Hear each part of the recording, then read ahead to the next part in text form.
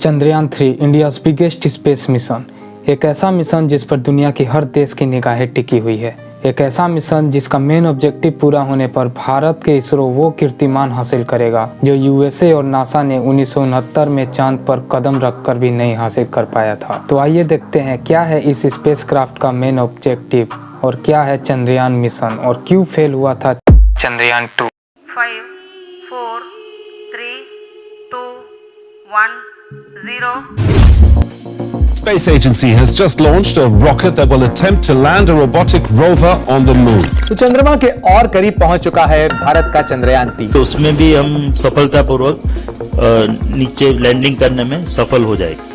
Have a majestic liftoff of LPM-3 M4 rocket carrying India's prestigious Chandrayaan 3 spacecraft.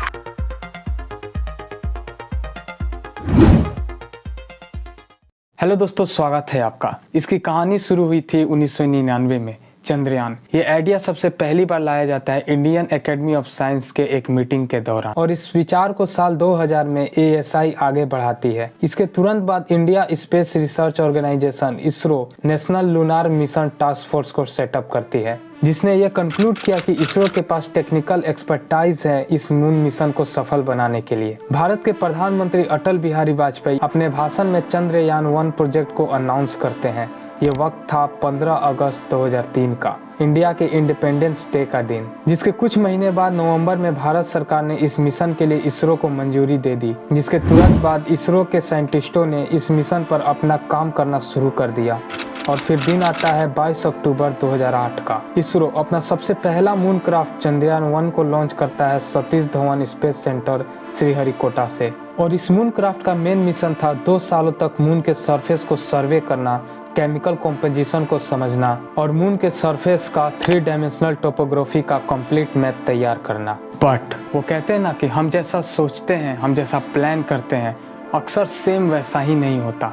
और यही same situation होता है चंद्रयान के साथ। ये मिशन प्लान के अनुसार 2 सालों तक तो नहीं चला, लेकिन 1 साल में ही चंद्रयान ने अपने मिशन ऑब्जेक्टिव की 95% काम को पूरा कर लिया। मिशन के दौरान चंद्रयान 1 ने मून पर मौजूद कई चीजों का पता लगाया, लेकिन जो सबसे इम्पैक्टफुल एविडेंस था, जो दुनिया को चौंका देने वाला था, वो था वाटर। 25 सितंबर 2009 को इसरो ने घोषणा की चंद्रयान 1 के एक इंस्ट्रूमेंट MIP ने मून के सरफेस को स्टडी किया है और उस सरफेस के मॉलिक्यूल में उन्हें वाटर आइस का प्रमाण मिला है। और यही से कहानी शुरू होती है चंद्रयान 2 की, जो कि इस पूरी कहानी का सबसे अहम रोल है। और इस प्रोजेक्ट की नींव 2007 में ही रखी जा चुकी थी। 12 नवंबर 2007 ये वो दिन था जब इसरो और रोसकॉस्मोस दोनों स्पेस एजेंसी एक अग्रीमेंट पर साइन करते हैं, जो कि चंद्रयान 1 का फॉलोअप प्रोजेक्ट था, चंद्रयान 2। 18 सितंबर 2008 में प्राइम मिनिस्टर मनमोहन सिंह ने यूनियन कैबिनेट के एक मीटिंग में इस मिशन को अप्रूव कर दिया। अग्रीमेंट साइन के अनुसार ऑर्बिटर और रोवर बनाने की जिम्मेदारी इसरो की थी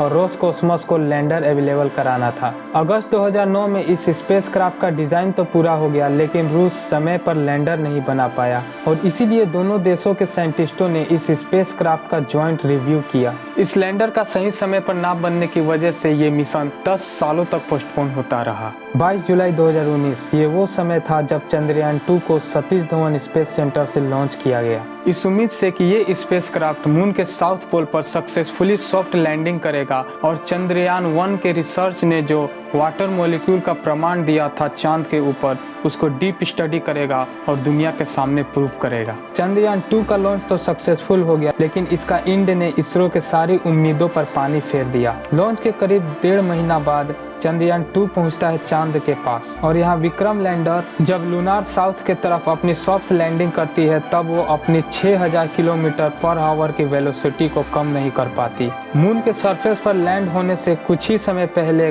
कुछ सॉफ्टवेयर ग्लिच के कारण लैंडर और इसरो का कॉन्टैक्ट टूट जाता है और लैंडर क्रैश कर जाता है लूनार सरफेस के ऊपर। उस समय सोशल मीडिया पर दोस्तों एक वीडियो वायरल होता है, जिसे देखकर हर एक इंडियन के गूज़बम्प्स खड़े हो गए थे। इस वीडियो में चंद्रयान 2 के फेलियर पर इसरो के चीफ के सिवान फूट कर रोने लगे थे पीएम नरेंद्र मोदी के पास। ये वीडियो ही हमें बता रही थी कि चंद्रयान 2 को बनाने में इसरो की कितनी मेहनत लगी थी। वाकई में मेहनत तो बहुत लगी थी और हमें भी बहुत मेहनत और समय लगता है आपके लिए ऐसे वीडियो बनाने में। तो अगर ये वीडियो आपको पसंद आई हो तो please don't forget to hit the like button. If you don't like this video you can also hit the dislike button. But comment करके हमें ज़रूर बताना कि आपको और क्या चाहिए था इस वीडियो में, ऐसा क्या आपको इस वीडियो में नहीं पसंद आया। और अगर आप ऐसे और भी वैल्यूएबल कंटेंट को देखना पसंद करते हैं तो आप इस चैनल को सब्सक्राइब कर सकते हैं और हाँ, बेल आइकन भी ज़रूर दबा दीजिएगा क्योंकि इससे हमारा आपका कनेक्शन बना रहेगा। अब आते हैं वापस अपने वीडियो पर। इंडिया ने चंद्रयान 2 के फेल होने की वजह से बहुत कुछ खोया। 850 करोड़ रुपए बर्बाद हुए। इसरो के साइंटिस्टों की वो 10 साल की मेहनत बर्बाद हुई और वो सपना भी गया जिसे इसरो ने ही नहीं बल्कि पूरी इंडिया ने देखा था चंद्रयान 2 के सक्सेस होने पर। अमेरिका के मशहूर कॉमेडियन एलन डीजेनेरेस का कहना है, When you take risks, you learn that there will be times when you succeed and there will be times when you fail and both are equally important. Chandrayaan 2 के लिए वो दिन तो था फेलियर का, लेकिन चंद्रयान 3 के लिए ये दिन है सक्सेस होने का, क्योंकि इस मिशन को एक खास प्लान पर बनाया गया है और वो है फेलियर बेस्ड प्लान।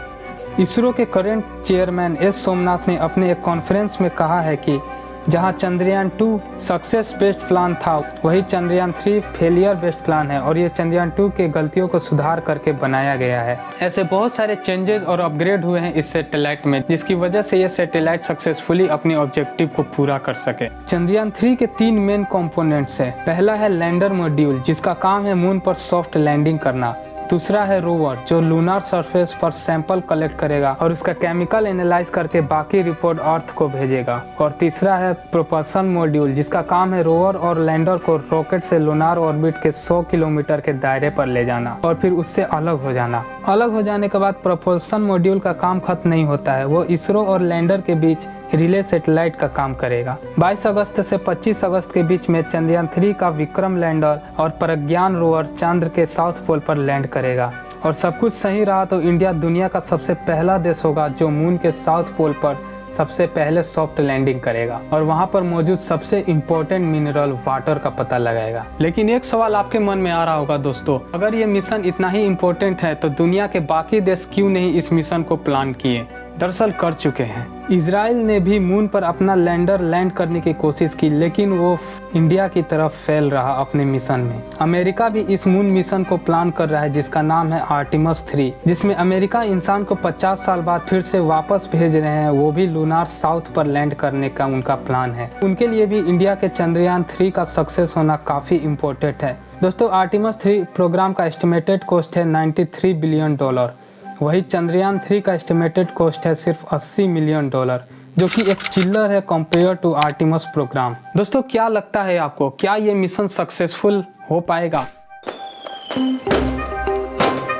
नमस्कार sir, we have achieved soft landing on the moon. India is on the moon.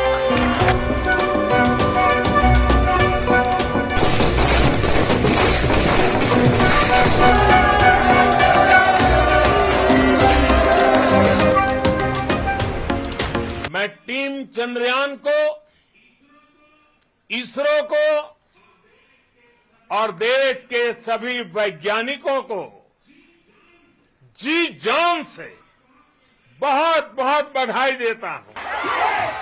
5 4 3 2 1 0